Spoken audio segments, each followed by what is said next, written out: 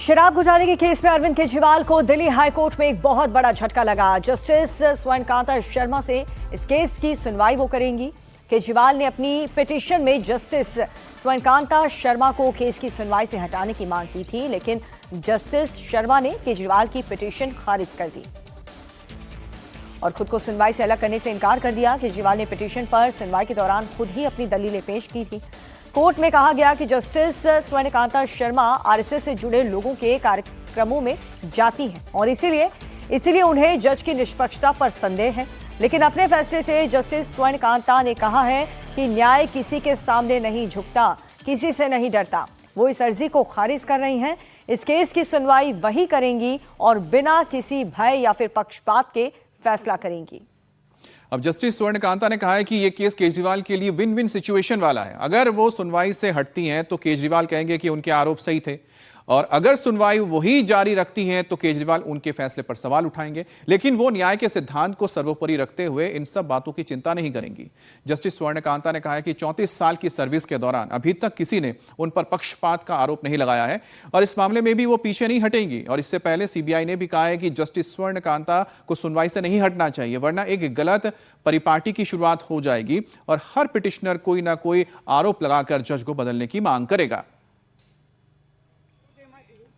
और रिक्यूजल बड़ी साधारण सी चीज है। मैंने आपको बताया, ईडी ने इसी तरीके से जज साहिबा को बदलवा दिया था।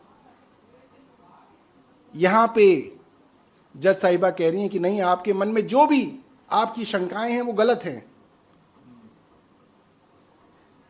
देखिए, मैं ये भी कहना चाहता हूं कि शंकाएं तो पार्टी के मन की हैं और उसने 10 कारण बता दिए कि मेरे मन में शंका इन कारणों से है। अब जज साहिबा कह रही है नहीं, तुम्हारी शंका गलत है, मैं ही सुनूंगी, मैं ही न्याय दूंगी। तो भाई अगर ऐसा है, अदालतें इंसाफ का मंदिर होती हैं, वो राजनीति का अखाड़ा नहीं होती। ये बात अरविंद केजरीवाल को समझना चाहिए था।